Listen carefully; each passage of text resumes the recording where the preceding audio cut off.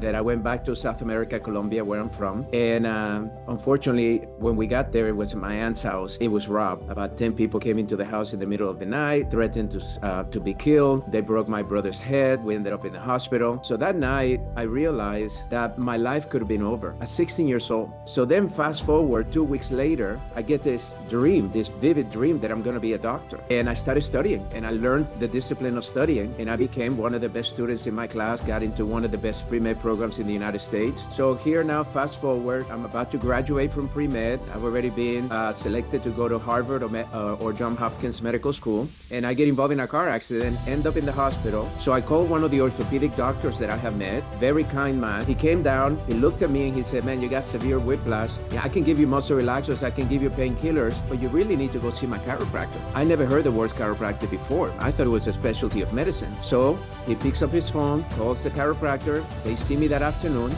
I get into the office, I'm in a lot of pain, but I see the office full of people. And I'm asking, and one woman says, I'm here because I'm having infertility issues. Another one is there because they want to prevent a disc surgery. Another one is there because they have asthma and allergies. So I'm saying to myself, 95% of medical doctors go into a specialty. They had just mentioned at least 7 specialties. And then when I went inside, the chiropractor says to me, let me tell you what chiropractic is. And he gave me 3 things. And those 3 things to this day are the foundation of why I do what I do. The first one, he said, I'm going to remind you in this office that your body has the ability to heal. I'm going to continue to tell you that if you look at the science, your body has all the healing potential, but unfortunately, we don't tap into it. Second, your body has 12 systems, and those systems are here to help you stay healthy. But the primary system is the nervous system, and I'm going to be working primarily on that. And if we see that there's some interferences in that system, we call them subluxations, I'm going to correct them, and your body's going to hopefully restore your health naturally. And then the third one, this is the one that did it for me. In our office, we're going to manage your pain. We're going to manage your symptoms, but we're going to focus the majority of our attention on the root causes of your problem. Chiropractic is about getting to the root cause. That changed my life. Fell in love with the profession, realized I wanted to dedicate the rest of my life to natural science, and that was my very humble beginning. Welcome to the Vitalistic Voice. My name is Dr. Colin Elkin, and I'm so grateful and so excited this morning. I have a gentleman with me this morning who I have been following for many, many years. And I'm going to say, and this is my personal opinion, that Dr. Fab Mancini is one of the best and most proactive ambassadors for the chiropractic profession and has been for so many years. And I want to give you a very good introduction here, Dr. Fab, because Dr. Fab has been on the Dr. Phil show. He's been a guest on The Doctors. He's been on CNN News, Fox News. Not only that, he's a best-selling author of The Power of Self-Healing, Chicken Soup for the Chiropractic Soul, Self-Healing with Dr. Fab, not to mention a past president of Parker Chiropractic School, Parker University, and now currently the President Emeritus of Parker University as well. And he's taking time out of his day today from Parker seminars to be with us. So, Dr. Fab, I'm so grateful for you being with us on the podcast this morning. Well, thank you, Dr. Colin. I'm so excited to be here. I'm a big fan. I love your heart. I love your passion. And I think that's what bonds us as chiropractors is that we become aware of a paradigm that unfortunately 80% of the world is completely oblivious to, doesn't even recognize it. So I feel very excited to be with you, and thank you for this invitation. Well, this is wonderful. And I'm so curious because I love people who have done great things in chiropractic. I love speaking with you, but I like to hear way back from the beginning. What inspired you back when Fab Mancini Jr. was figuring out what he wanted to do with his life? Because somebody like you who's got such personable skills and communication skills and obviously very intelligent, could have done anything you wanted. What inspired you to get into chiropractic? Well, that's a great question. And I would say it started with an experience when I was 16 years old that I went back to South America, Colombia, where I'm from. And unfortunately, when we got there, it was in my aunt's house. It was robbed. About 10 people came into the house in the middle of the night. I was hit with the back of a gun, threatened to be killed. They broke my brother's head. We ended up in the hospital. The neighbor heard the commotion, called the police, so the people fled. So that night, I realized that my life could have been over at 16 years old. And if anybody that's listening right now that you've been exposed to potentially being close to death, it changes you, it transforms you, because you realize that there is no guarantee that tomorrow will come. So then fast forward 2 weeks later, I'm back in Miami, and I get this dream, this vivid dream that I'm going to be a doctor. And so I go to my counselor at high school, and I said, I want to be a doctor. What do I need to do? And I said, well, Fab, you're a pretty good student, but you're going to have to be a great student if you want to go to a great pre-med school. So I was an athlete. So I played soccer, football, track, all throughout high school. And I started studying, and I learned the discipline of studying. And I became one of the best students in my class, got into one of the best pre-med programs in the United States. And that began my journey. So here now, fast forward, I'm about to graduate from pre-med. I've already been selected to go to Harvard or Johns Hopkins Medical School. Those were the two that I had selected. And I get involved in a car accident, end up in the hospital. At the emergency, the hours of waiting was 4 hours. So I had done a rotation in the hospital as part of my education. So I called one of the orthopedic doctors that I have met, very kind man, and I said, is there any way you can call them and see if they can take care of me? And he said, no, I'm here in the hospital. I'll come right down. He came down, he looked at me, and he said, man, you got severe whiplash. Yeah, I can give you muscle relaxers, I can give you painkillers, but you really need to go see my chiropractor. I never heard the words chiropractic before. I thought it was a specialty of medicine. So he picks up his phone, calls the chiropractor. They see me that afternoon. I get into the office. I'm in a lot of pain, but I see the office full of people. You know, most medical offices, especially in those days, they were not that full. This is 38 years ago. And I'm curious. I see men, I see women, I see children, and I'm asking. And one woman says, I'm here because I'm having infertility issues. Another one is there because they want to prevent a disc surgery. Another one is there because they have asthma and allergies. Another one is there because they have vision problems. Another one is there because they have chronic pain and gut problems, you know. So I'm saying to myself, Colin, this is really the psychology that hit me. 95% of medical doctors go into a specialty. So healthcare is specialized. They had just mentioned at least 7 specialties. And what came to my mind is, wow, this has to be the smartest doctor in the world because they have all this knowledge. They're helping all these people. That was my first thought when I heard the testimonials of why people were in that office. And then when I went inside, the chiropractor says to me, I see that you're studying to be a pre-med. You're going to go to medical school. Dr. So-and-so is a good friend. He's a patient of ours. I'm glad that you were able to come in. Let me tell you what chiropractic is. This is what he said. And he gave me 3 things. And those 3 things to this day are the foundation of why I do what I do. The first one, he said, I'm going to remind you in this office that your body has the ability to heal. I'm going to continue to tell you that if you look at the science, your body has all the healing potential, but unfortunately, we don't tap into it. Second, your body has 12 systems, and those systems are here to help you stay healthy. But the primary system is the nervous system. And I'm going to be working primarily on that. I'm going to evaluate you. And if we see that there's some interferences in that system, we call them subluxations, I'm going to correct them. And your body's going to hopefully restore your health naturally. And then the third one, this is the one that did it for me. He said, in our office, we're going to manage your pain. We're going to manage your symptoms, but we're going to focus the majority of our attention on the root causes of your problem. Chiropractic is about getting to the root cause. That changed my life. 6 weeks of care. I'm feeling better than I've ever felt, even before the accident. And then I started interviewing chiropractors. I interviewed 62 chiropractors in a period of 6 months, fell in love with the profession, realized I wanted to dedicate the rest of my life to natural science, holistic science, chiropractic, and decided to go to chiropractic school. At that time, I had gone to a couple of different schools, and I chose Parker because the majority of the chiropractors that I had interviewed told me that even if they went to another school, if they had to do it again, they would go to Parker because he was teaching you how to be a good business person in relationship to being a good chiropractor. So I said, okay, I'm in Dallas already. Parker is just starting here. I mean, it was nothing like today. It was an old grocery store called Piggly Wiggly that was converted. That was our classrooms. An old church, that was our assembly where we did our main classes. But you know, the spirit there, It was everybody was there for a higher vision, a higher mission. And that was my very humble beginnings. And I'm telling you, to this day, I still remember the feeling that I got of how I was so blessed that I have found something that I felt called to rather than all this headspace stuff like what do I need to be, how much money am I going to make, what kind of lifestyle am I going to have? That's secondary. I teach my children if you can tap into your passion and select a career that you really, really get excited about, the rest will always follow. What an amazing story. That's incredible. In fact, you're bringing back memories because my very first seminar I ever went to after I graduated was a Parker seminar.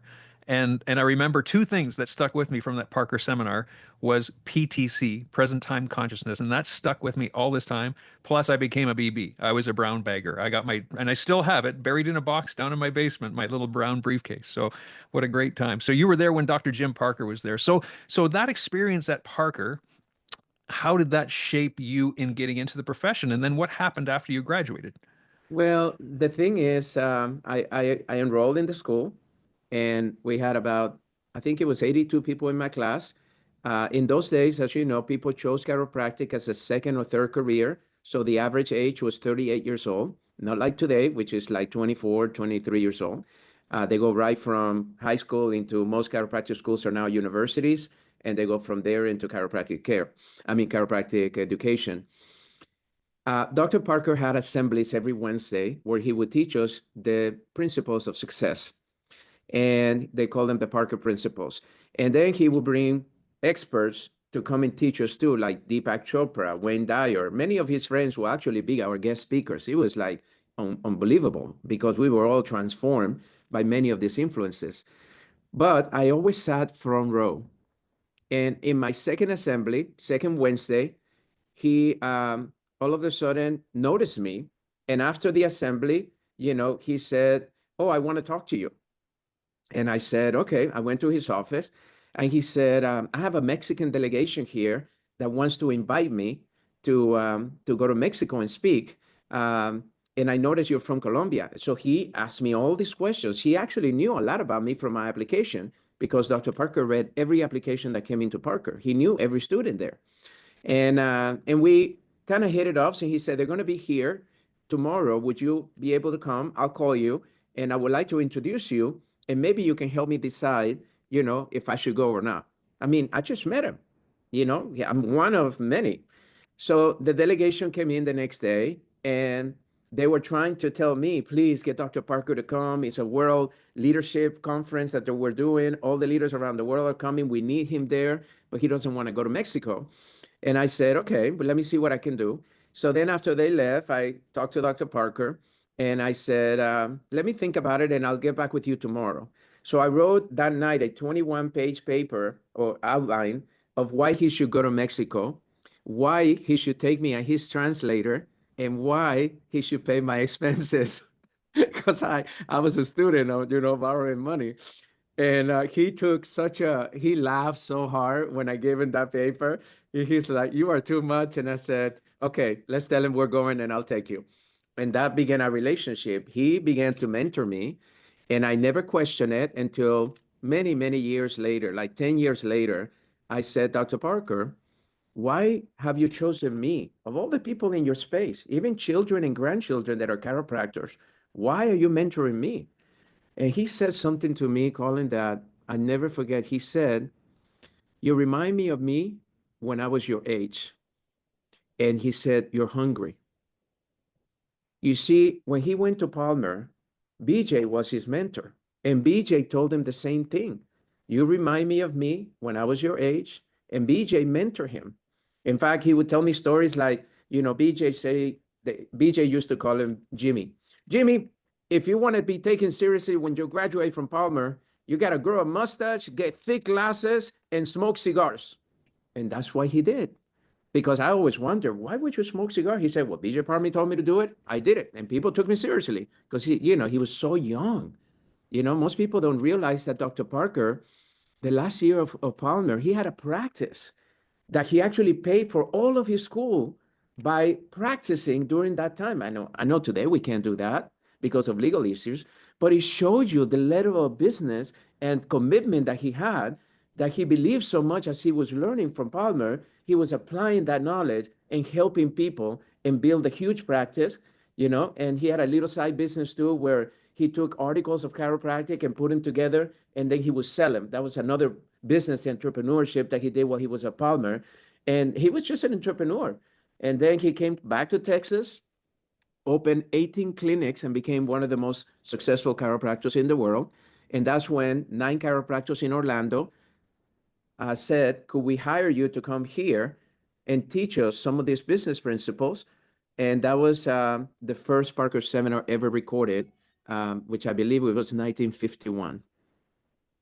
Amazing. I mean, and that's a story I've never ever heard before. So and it's brilliant to know how people that are in chiropractic can start to understand business principles and then become more successful, because I really feel that is necessary for this profession to advance. We need to improve our business skills and our ability to communicate the profession. So what happened with you after you graduated? What happened into practice? How did that all go? So, as a student, I came up with an idea that students should come to Parker seminars because when you went to Parker in those days, we had to pay for our registration at Parker seminars. Now the students get it as part of their tuition. But in those days, it was $239. I never forget, and $150 for the textbook during your first time. Well, that was a lot of money. And I said to myself, well, let me see if I go to Dr. Parker's son, Dr. Carl, which was running the seminars at that time. Dr. Parker was the head of the school. He also owned the seminars, but Carl ran it. And I set up a meeting with Dr. Carl. He never met me before. And I went to Fort Worth. I never forget. The attorney of the school drove me. And because I didn't have a car at that time, I had to sell my car to be able to pay for school, which I'll tell you that story is beautiful. And so I meet with Dr. Carl and I said, Dr. Carl, I've been to a Parker seminar and I noticed students don't come to the seminar. He said, no, we realize that students need to suffer before, or doctors need to suffer before they come to Parker so they can really appreciate what Dr. Jim is teaching them. And I said, well, Dr. Carl, I disagree with you. I said, we're paying a lot of money to go to school. The time to put something in my head about business is now. It's not after I graduate because it takes time to develop. Well, he said, well, what would you do different? He said, well, I came up with a class that I would love to be able to teach it for students, and I'll make sure that I attract students from the United States to come to Parker and pay for the registration if you will allow me. And I called that class, How to Apply the Parker Principles as a Student. And that was a class that I taught. So what I did to build it is I called the student Senate president of every school, and I would say, hey, I'm Fab Mancini. I'm a student at Parker University or Parker College. Parker Seminars is allowing students for the first time to come in. And because you're a leader in your school, I would like to offer you the opportunity that if you bring me 5 people that pay the registration, I will comp your registration. If you bring me 10, I will pay for your airfare. If you bring me 25 from your school, I would actually get you a meeting with Dr. Parker while you're here. That's my plan.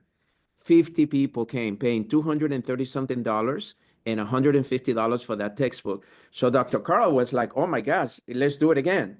The next one, 75. And within 2.5 years, we had the largest student gathering of Parker ever recorded, which was the biggest seminar of Parker at that time in Las Vegas, 7,000 people. We had 800 students from all over the United States came into that seminar. So anyway, so I graduated. I told Parker that students need to moderate that, so they hire other students to keep that program going. And then they let it go after 2 years because they couldn't do the same thing. And Dr. Parker said to me, what are you going to do after graduation? And I said, well, Dr. Parker, I think I'm going to open a practice. I may go to Miami where my parents are, or I may stay here and practice. And he said, well, I got you a job in Belgium, Europe.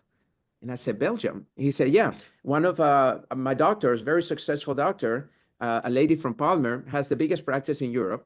And she wants to come to the United States with her family, and they're looking for somebody to replace her. They saw you speak at the seminar, and they asked Dr. Parker, who would you recommend? And I mentioned you, and they love the idea.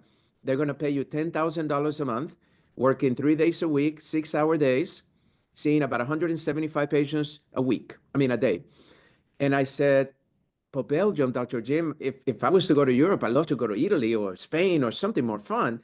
And he said, no, Belgium is a good place for you because they don't have a license there, and it'll feel like the pioneers in chiropractic where they were practicing without a license. That's how he sold it to me.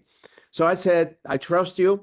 So I go there, I practice, and I pay for all of my student loans in my first 6 months because I didn't have any expenses there. That he was always very particular about telling us that when you graduate, the first thing you do is pay your student loans. Also, you join your state association, and then you join your national association. He always said that to us as students. So I did that. So then I come back and I said to him, thank you so much. The experience was amazing. My skill set, I saved money. I made like $80,000 extra that I could save. So I have money. So he said, what are you going to do next? And I said, well, Dr. Jim, after this experience, I feel ready to pioneer Latin America. I'm going to go back to Colombia, where I'm from, and I'm going to start chiropractic there. My family has great connections and they want to help me. He said, well, you're not ready for that. Why don't you come work with me and let me teach you? And I said, well, what can you offer me? He said, well, I can make you assistant to the president, so you work directly with me, and director of admissions. And I said, okay, how much does that pay? He said, well, I'll pay you $1,000 a month, working 16-hour days, 7 days a week, because he was a workaholic, right? So he worked all the time, and I had to keep up with his schedule. And he said, and I said to him, okay, Dr. Jim, I'll do it with one condition, that you allow me in your space, that you watch me, that you let me watch you make decisions, that you take me with you. And he did. He honored it throughout the whole 2.5 years that I worked with him. And I'm telling you, Colin, I learned about judgment. The greatest gift he gave me was that Dr. Parker could actually make a decision today and see 25 years of what that decision will actually turn out to be. He was insanely gifted in making good decisions, whether it's in business. Now, family was a little bit challenging, I gotta say. And I'm not saying anything that people don't know. He struggled with family. Like, he was so into the business and the chiropractic profession that sometimes he neglected some of he had a few divorces and challenges there. But other than that, he was just so good at the business, the judgment. And I felt so good until one day I woke up 2.5 years later, and I'm like, man, I'm running out of savings. I need to do something. And I told him, I was so afraid to tell him that I was going to leave him because I know he had gotten dependent on me. And and he said to me, I've been waiting for this moment. I know you're going to be a great chiropractor. And he helped me. Actually, I started in a very humble way, in an executive suite. And we did over $800,000 my first year, with hardly any and this was many years ago, 1993, 94. And and it was because of the judgment that he gave me. He allowed me to really develop a great judgment. And little did I know, he was actually training me to actually do his role after he passed away, because that was what he told the board. After I passed away, I want Fab to be the president. And I kept saying no for a year. And then one day they talked me into it, and I thought I would do it for 6 months. I never applied for the position after he passed away. And I ended up almost 13 and a half years in that role. Incredible. First of all, I give you tremendous credit. You are a brilliant storyteller. You're just such a magnetic person, and you exude. And I've always known this about you, Dr. Fab, is that you have this just joy of life and love that exudes from you, and it's very contagious. And I give you tremendous credit for that. But not only are you a good storyteller, but I see just in these stories that you always had this innate sense of vision. You could see a vision. You could see things that weren't happening currently, but you could see the potential in things. And obviously that helped you shape your future. So you've already opened the door there. I'd love to hear how the experience was being the president at Parker University. Well, my second day, I got the news coming and saying that I was one of the youngest presidents of a college or university in the United States. And my answer was, well, the board is the one that selected me, right? And I said, but I think that what they understand about me is that I'm a product of this university or this college. We were a college at the time. And that I know the strength of the school, but I also know the areas that we can improve. And they trusted me to do that. That was my answer. So, man, if I was to tell you, can you imagine? I just graduated in 90. This is 1999. So 9 years later, I'm coming in as the president of Parker College. My professors, right? I'm 33 years old. My professors are 50, 60 years old. That taught me. Now their job depends on my judgment. The reception was not very kind. People were like, what is this kid doing here? I'll never forget my first meeting at the college president's meetings. I mean, people were like, this board has gone crazy. This guy has no background in academics, no knowledge of running a big enterprise, right? All of this stuff. And, but they knew that Dr. Parker had mentored me. They knew that I have helped build that college to what it was. They knew that my heart was in it. And I thought I was going to do it as a 6-month gig. I mean, I actually kept my practices and I kept all the doctors that I hired and all that. I had a huge business at the time. And so it wasn't pretty, to be honest with you. It was, but then I started putting common sense. Like I met with my financial officer and he said, well, we're losing about $2 million a year in operational budget. We got to do something, otherwise we're in big trouble. And I said, well, where's the profit line? And he said, well, we're non-for-profit. And I said, but you can't run a business without a profit. So let's put a line and call it internal. I forgot what we call it, but it was internal excess revenue or something like that. So I turned it around in 1 year where we went from losing $2 million operational budget to making over $700,000 and paid all of our debt. And that I did how? The budget. When you're in a university, most people give you the same budget they did the year before plus a 10% on average, right? Hoping that they'll keep you with that budget. I did something different. I said, why don't we do a zero budget? And what I did is I told the people, I said, listen, here's our clear mission for the institution. As long as your behavior, your expenditures can tie into a mission statement, we will fund you. But I also want you to take the opportunity to evaluate what's really working in your department and what is not.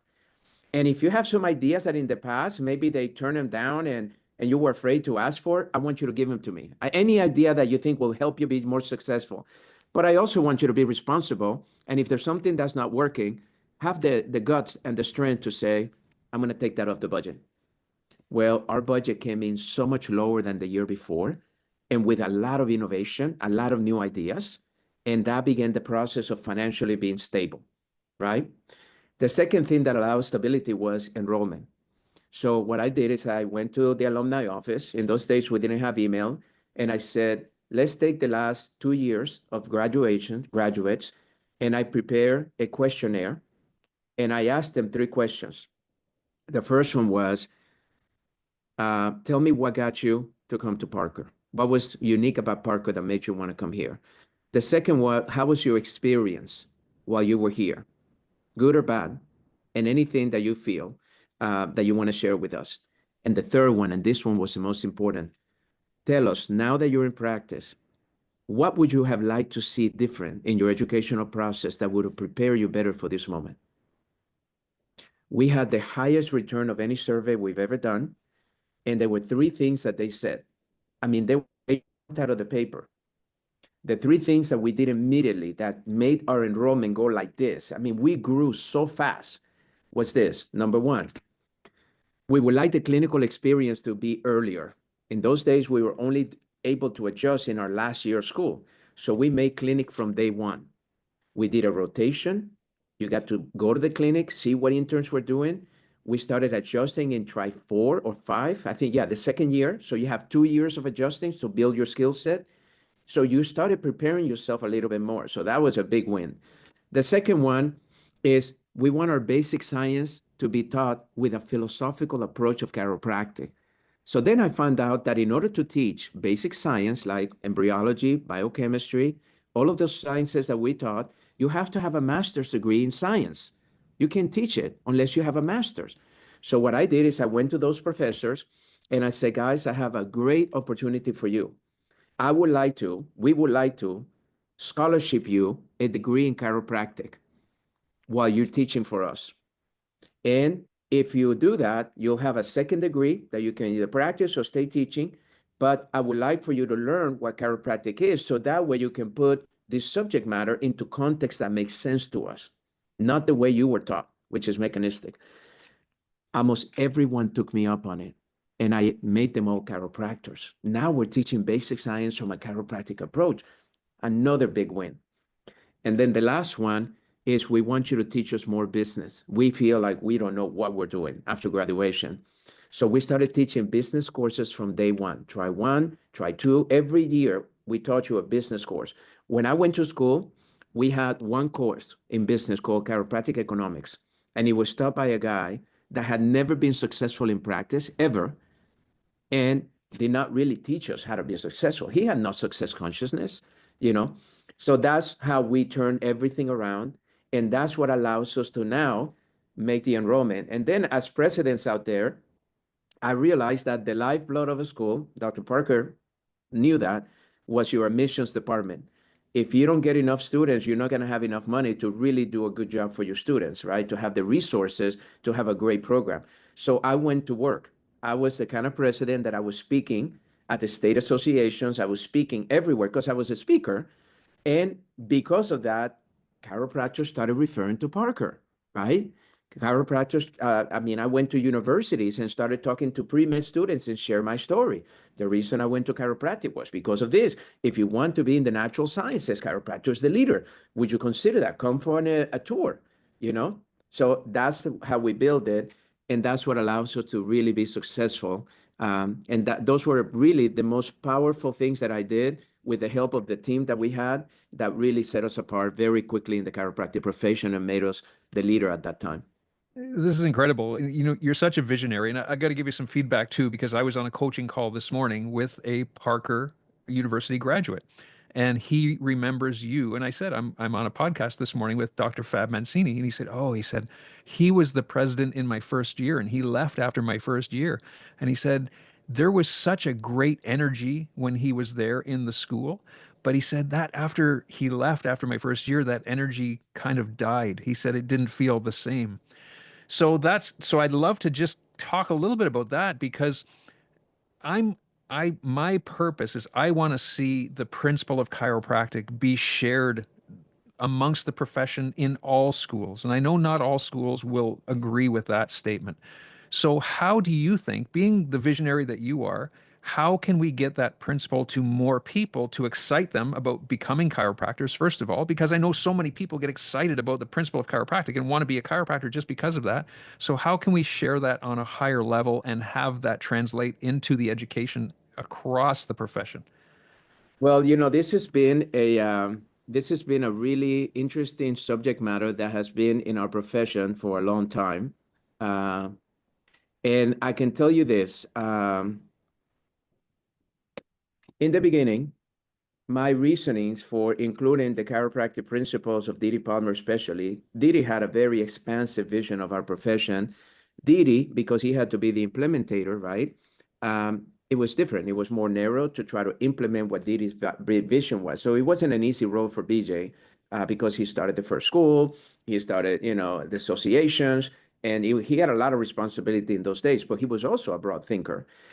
So, and then after experiencing Dr. Parker and his vision, right, um, the way that I interpreted it for me was that our chiropractic principles is kind of like the paradigm that I mentioned a little bit earlier. It's the view, it's the belief system, it's the understanding of how things work. And in health, you can have a belief system that as we age, we're going to get sicker. Or you can have a belief system, just like my dear friend Elaine Lalaine, Jack Lalaine's wife, just turned 99 yesterday. We had a beautiful party for her online. And she would tell you, Jack LaLanne was a chiropractor, right? He's the father of fitness. And he would say, Jack told me I needed to change my mindset if I wanted to be healthy. So to me, I look at our chiropractic principles as what today translates as the mindset of healthcare, right? It's an expansive mindset. So what are some of those things that really attracted me in the early days? Number one is that the principle talked about this energy in the body, right? And I study acupuncture too. So in acupuncture, we call it chi. In chiropractic, we call it innate intelligence. Now, the interesting thing about chiropractic is this relationship between universal intelligence and innate intelligence. Now, if you're a religious person, you believe that that's the universe or God or whatever it is expressing itself through you. Now, that principle alone, in my opinion, will set us apart from any healthcare profession out there because it's complete. We all know that we have a physical, an emotional, and a spiritual component to us. All other healthcare professions have chosen to ignore, the majority of them, the emotional, even though now with mental health issues, they're coming around, but definitely the spiritual. They don't even want to talk about it. You never ask a patient, what is your belief system? What is your faith, right? Do you believe? And I give you a perfect example of what did it for me. In the early days, there was a very famous oncologist named Bernie Siegel. He was a medical doctor in Connecticut that was getting success in cancer patients in the 80s and 90s when nobody else was. So Dr. Parker brought him to the school, and I volunteered to pick him up at the airport. So I asked Bernie, I said, Bernie, Dr. Siegel, uh, can I ask you, what do you think you're getting success in cancer patients when other people are failing? Is there something you've identified that makes those patients be able to have a greater potential to get better? And this is what he said to me. Fab, there are three things that I look for in a patient. And if they have these three things, I'm pretty confident that they will go into remission. The first one is how much they believe in the treatment that they have chosen. See, I get patients that have chosen chemotherapy, patients that have chosen radiations, but I also get patients that have chosen microbiotic diets, chiropractic care, acupuncture, frequency medicine, all of these things. But if they believe that particular treatment is the right for them, they got a good chance. Second, their belief system in the person providing that treatment. It doesn't matter if it's a medical doctor, oncologist, a general practitioner, chiropractor, osteopath, homeopath. What matters is that you believe as a patient that that's the right provider for you. And then this one is the one that did it. He said, but the most important one is that the patient believes that the body can actually heal the cancer. You see, so I turn around and I say, well, Dr. Siegel, you mean to tell me that actually what's determining the patient's outcome is a belief? Then why are we spending all this money and time and energy and research on treatments when the main thing is your mindset? So in chiropractic, our philosophy has a mindset that is very expansive, right? We understand that we as human beings are connected with something much greater than ourselves. And whenever medical doctors or others tell us there's no solution, we have to tap into something greater. We have to believe that we are made of something greater of humanity. That's how I interpret it. So whenever I had a patient come to me and would say, well, Dr. Fab, I'm here as a last resort. All of my doctors have said that there's no cure, that there's no way that medicine has anything to offer me. And I said, well, you know what? You're not alone. A lot of my patients end up here in chiropractic as a last resort. And let me tell you the reason why we get success when others don't. Is because you will understand from us very quickly that we recognize that when everything else shuts down, that's when you begin to tap into that universal intelligence, that innate intelligence. So we teach them about the principle, right? If you don't have a basis for your communication, what is that patient going to say? And I'm not going religious on them. I'm just sharing what the principles was from our founder, right? So anyway, so that's what I started in the early days. But now it has evolved, Colin, to a way that 10 years ago, I'm giving a lecture in a medical convention. So I do a lot of lecturing in integrative medicine, functional medicine, and because of the success we've had in chiropractic, they want to know about the principles. So I go there and I always talk about chiropractic principles. So this scientist comes to me after and says, may I talk to you? So we spend 4 hours. He's one of the greatest scientists in the United States. And he's an Indian man, older man, Dr. Naidu, and published. I mean, if you see his resume, it is crazy. I mean, crazy, crazy, crazy. But we connected. We connected. And he said to me, I've never heard anybody talk about chiropractic the way you do. I want to learn more. So he bought every book in chiropractic. He read every green book. He did everything. And this is 10 years later. You know what he said to me?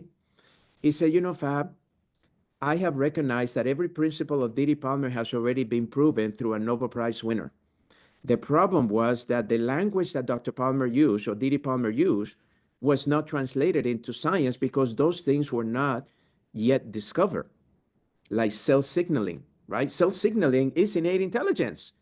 That is the communication of the body, and DNA. That wasn't discovered until after the blueprint, right? So when he talks about form. So anyway, so he has now translated 33 principles and back it up with the science of a Nobel Prize winner, right? So anyway, so we did a lecture on that one time. I'll never forget. It was beautiful. And then he says to me, I would like to write about Didi Palmer because, like Sir Isaac Newton, Isaac was not a scientist. He was an observational scientist. He saw the apple fall and he discovered gravity, right? He said, Didi Palmer, in my opinion, is the greatest scientist that ever lived as an observational scientist because he noticed patterns that were not discovered until years later. And he has never been given credit for that. Never been given credit for his writings. 1895, right? And these things were discovered in the early 1900s. So he already saw something in the universe. He was tapped into something that was much greater than what we have become as chiropractors. So that's why the principle. So I believe that the future is when now we can tie in not only the pragmatic or the common sense understanding of our principles from a belief system, from a awareness of a paradigm, but the actual science that supports it, the science today. So that's what we're in the process of putting together to bring it to the profession. And that's the reason why it's so important to recognize that it is these principles that sets us apart from every other healthcare profession out there. This is so eloquently put. You have become such a great communicator. And as I mentioned at the beginning, I believe one of the best ambassadors for the chiropractic profession. How did you become such a good communicator? Did you ever get speaking lessons? Did you have some training? That's a great question because I've been public speaking for 30 years, right? I would say my beginning was at Parker seminars. And so Dr. Carl gave me permission to do my class, how to apply the Parker principles as a student. And so I had 50 students that I told you register for that class, right? So that was my audience, a 2 or 3 hour class for them. And I broke down every principle and I broke down how to implement it as a student, right? So it was really wonderful. But the night before, I had tried to write the speech, and I went to Dr. Parker's suite, and I said, I'm frustrated. Dr. Carl gave me this opportunity, and I write it down, and it's so much longer than what I have time for. And he said, Fab, why do you feel compelled to write it down? He said, what we're asking you to do is only share how you've implemented the Parker principles and just share those stories. So that was his advice. So I crumpled the papers, throw it in his garbage in his suite, went back to my room. Woke up the next morning, right? So I wear a suit, right? I only have one suit, I think, at the time. So I wear a suit to my presentation because I want to dress for success the way he taught us. And I am drenched in sweat. I am so nervous. I've never done this before. I got a microphone. It had a cord in those days. I'll never forget. And I'm going after almost every sentence. I still have the recording, by the way. They recorded it, so I still have it. And made every mistake you can possibly make as a speaker. But then I learned the biggest lesson of a speaker, that no one is born as a speaker. You have to learn to be a speaker. And the way you learn to be a speaker is that you do it again. So then what happened? Carl came to me and said, the reviews are amazing. Would you like to do that next time? We'll cover because the only reason for me to do it also was that they cover my airfare, registration, right? So he said, we'll cover all of that for you. We'll even give you a stipend for food, which I didn't ask for, but he gave me that. But anyway, so I did it at every seminar. And we were attracting 50, 70, 80, 120, 150 students from all over the chiropractic schools to come to Parker seminars. And so by doing it again, you become better at it. It's the same as television, right? The first television interview that I did, I was nervous. I was stumbling. And then the more you do it, the more you're like, right now you can say, Fab, ABC News wants you in the studio. They want to talk about this breaking news. And I will go there without hesitation. Or they can bring me online, right? So speaking is about learning how to do it and being okay with not being perfect. you know? It's just allowing yourself to make the mistakes so you can improve upon them in the future. How was that experience? Because you've been on multiple television shows, news shows. First of all, how did that happen? How did you get introduced or asked to do that? And how was that whole experience? So my first experience of television was when I opened my practice. There was a Hispanic channel called Telemundo, which is a big one here in the United States. It's the biggest Hispanic channel. And the general manager of that was from Puerto Rico, and he became my patient because their headquarters was close to my office. This is when I first started. And he says to me, we have a morning show, and I really like the way you communicated and taught me about health and well-being. Would you mind coming in as a guest expert? And I said, oh, that'd be great. I would love to, you know. And even though I was nervous, I didn't. And it was in Spanish. It wasn't even in English. So I did that. And then all of a sudden, I realized that my practice was growing because thousands, if not hundreds of thousands of people are now watching me. And I became kind of like a celebrity in the Hispanic world in Dallas, Texas. So I'm saying, wow, this actually, it helps. And then I started doing speaking for the health board in my city, which was typically done by medical doctors. And that also started growing my practice. And then in my shopping center, there was a restaurant that we used to go to lunch with, and became friendly with the owner.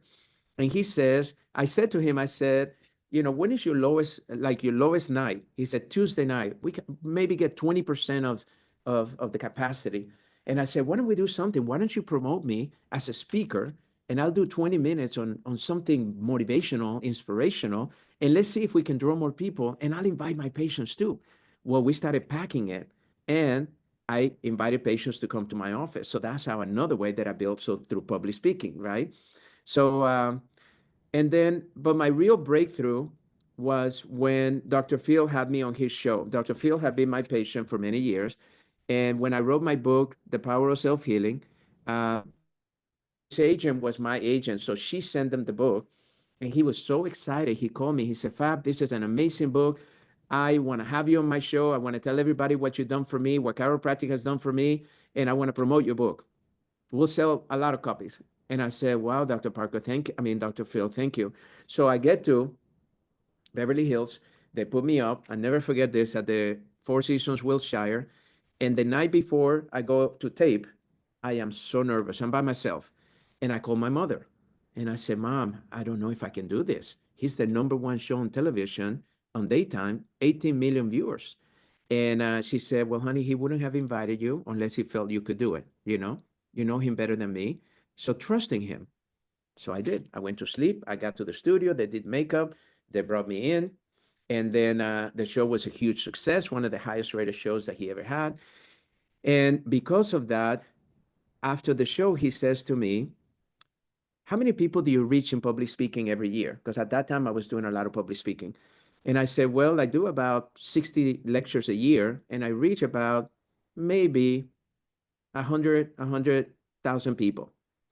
And he said, well, today you reach 18 million people. That's the power of media. And I never forgot that. It just stick in my head. So that's when I started becoming the expert for Fox News, for Dr. Phil, the doctors, the Spanish networks, CNN, ABC, NBC, all the networks. And now working on my own talk show, because that's the next step. If I'm going to stay in media, I have to have my own talk show. So now that my kids are grown, finally I have the opportunity to do it, because it's very demanding to do a talk show.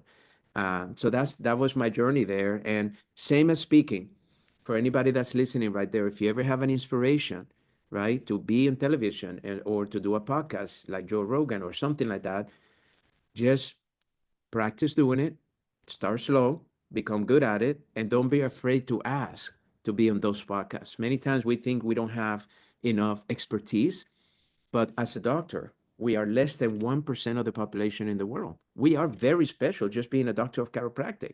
So we are experts in the health and wellness field. We're actually the leaders of the health and wellness movement, right? As a provider, we are bigger than anybody. So why not put ourselves in a position to share the information that we've been taught, that we've been experiencing with our patients, to help humanity become healthier? And there's never been a more important time than today to do that. That's fantastic advice. And I agree 100%. And I think sometimes getting into practice, we lose that. We get so caught up in trying to build the practice and manage a team and manage our patients, we forget how important our voice is in the public eye. So that's wonderful, wonderful advice. So I'm curious, what's next for Dr. Fab? What are you working on currently, and what's your big vision for the future? So the first one is right now there seems to be a tremendous amount of awareness worldwide, but also United States and Canada on the number of chronic diseases in the world. They make up over 70% of all deaths are chronic disease. In the United States, we're spending 90% of our healthcare dollars managing a chronic disease, not helping reverse it, managing it. So I realized this is a great opportunity for us in chiropractic. So I had a book coming out, my first personal development book, my fifth one, and I put a hold on it from the publisher, and I'm going to launch it in the summer because I wrote a new book where we're now teaching the average person what is chronic disease, how do we get there, why the current healthcare system is broken, what is it that we need to do in our lives to reverse or end chronic disease. And I added a whole chapter on the role of chiropractic and chronic disease. So it's beautiful. So that book is coming out in 2 weeks, and it's going to be everywhere, and you're going to see me everywhere promoting it. The second thing is trying to work with this scientist who's doing a study, a major study and an observational study with about 165 chiropractors, where we're going to be tying in the metabolic function of chiropractic towards solving long COVID initially, but all chronic diseases. So what we've done is that we've identified that in chiropractic, we stayed in the neurological component, but in reality, the metabolic component is greater than the neurological. And every single bone, every vertebra has a metabolic function, and now we can measure it. See, we haven't been able to measure the neurological benefits of chiropractic, and that's why scientists don't take us seriously. So with my friend, the scientist, he's so in love with chiropractic, he says, let's publish. We already published an article in Nature magazine, the #1 journal in the world in research, adding chiropractic into solving long COVID. Now we're going to do the study that is directly proportional with chiropractic. So we can now take that study, publish it, and then really show the world that chiropractic can be a great avenue to reducing or ending chronic disease. So that's one aspect of it. The other aspect of it, I think that is really important is that I'm working on is I have CEOs in healthcare that I mentor. I have over 200 of them. And I've been doing that for 9 years. And these are individuals that are not just big practices, but they're owners of healthcare technologies, and they don't really understand the provider world to allow those providers to understand the value of their technology, or they don't understand the consumer world, so they struggle. So I can kind of guide them, give them pointers based on all the years of experience that I've had in those two areas.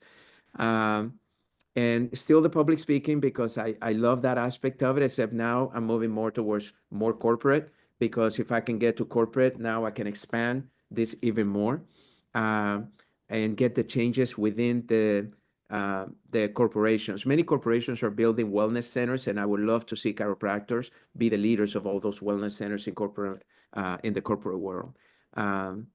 And then potentially we'll see if we're going to do that TV show. So that's kind of, I'm very excited because I'm having the meetings as we speak, and I'm praying that it'll go the way, it's intended to go. But I do feel ready for that. Well, I give you tremendous credit, Dr. Fab, in the profession for 35 plus years, and you're going stronger than ever and really leading the way. So I give you tremendous credit. So I do want to respect your time, but I'd like to just ask you a few final questions, a few final thoughts for our viewers. So I'm going to ask you, what is the best advice you ever received to help you anywhere along your journey? Uh, I would say, I mean, there's been many, but I would say the the best one is to believe in me. And that, I've always been very young in all of the environments that I've been in.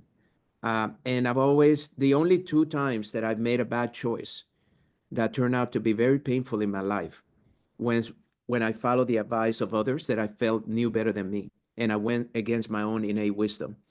So my advice to you will be to trust in you and believe in you.